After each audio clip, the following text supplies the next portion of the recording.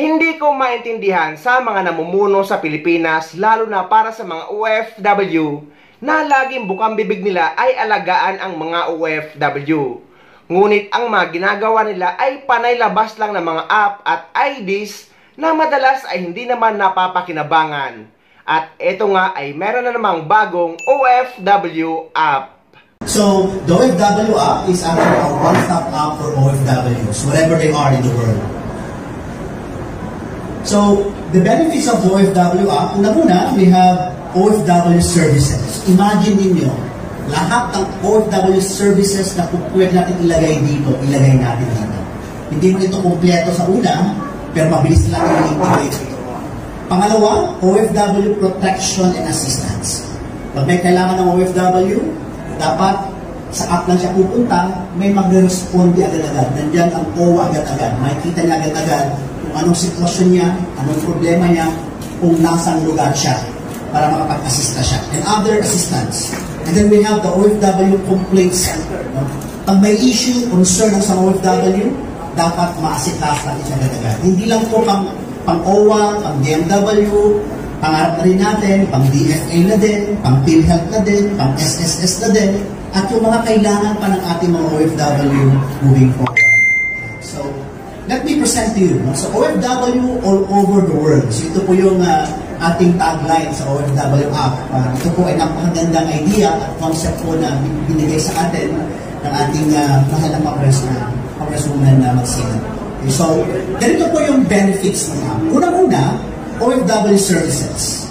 Siyempre, empowerment po ito no, sa ating mga OFW. Of course, yung safety at security ng ating mga mamamayan kasi sila po nagbibigay ng napakalaking tulong sa atin, di ba? I think about time na alagaan natin sila. Dahil sila po ako, naging OFW din po ako ng 3 taon. So, napakasarap pong pakiramdam na partner po ako ng innovation na ito kasi alam ko ang problema ng mga naging OFW. Yung time saving, imagine mo, uuwi yung OFW para lang pipila sa mga Ito ay hindi lang galing sa sarili kong opinyon. Galing ito sa napakaraming OFW na kung mababasa nyo sa comment, ay doon nyo malalaman. Kung gusto nyo talaga alagaan ng mga OFW, ito ang hiling ng karamihan. Na kapag ito ang nasolusyonan nyo, ay napakaraming matutuwa at napakaraming makikinabang.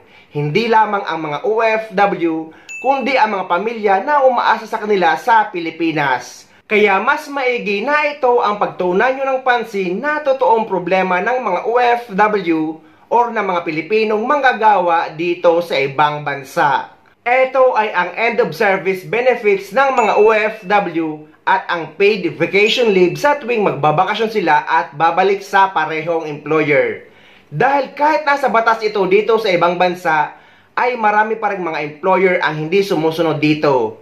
Hiling ng mga OFW na sana nababanggit ito ng DMW, ng OWA at ng mga agency sa mga employer na kumukuha ng mga katulong or ng mga empleyado bago i-deploy sa ibang bansa. Kasi anong silbi ng mga app na yan kung hindi naman natutulungan ang mga OFW na makuha ang mga benepisyo na nararapat sa kanila. At hindi naman nga nila yan hinihingi. Pinagtrabahuan nila yan at pinagpaguran ng ilang taon. Akala nga namin na yung eGov Super App na ang para sa mga OFW na pwede namang i-upgrade.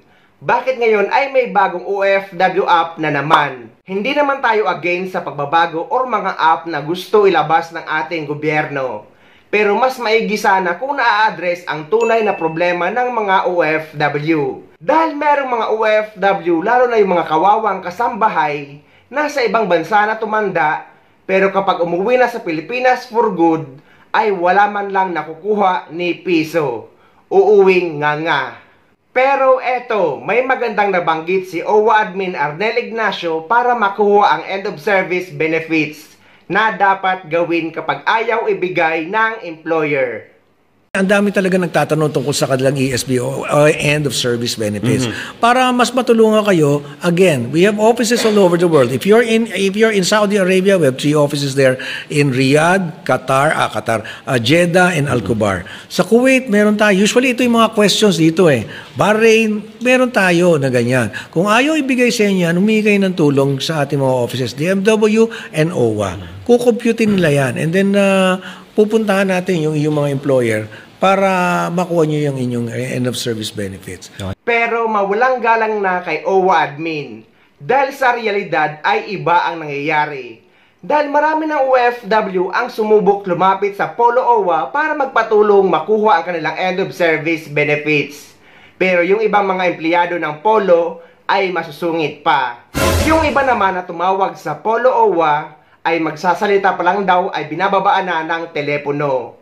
Yung iba naman daw ay taga Polo OWA na mismo ang nagsasabi na nasa employer daw kung magbibigay or hindi. Hindi tayo gumagawa ng kwento dito. At para malaman nyo na totoo itong nangyayari, ay basahin nyo ang mga comment ng mga OFW. Yan lang naman po ang hiling ng mga OFW na makuha nila ang kanilang end of service benefits at ang pinagpagura nilang paid vacation leave sa tuwing magbabakasyon sila sa Pilipinas para may maiuwi sila sa kanilang pamilya. Yun lamang po at maraming salamat.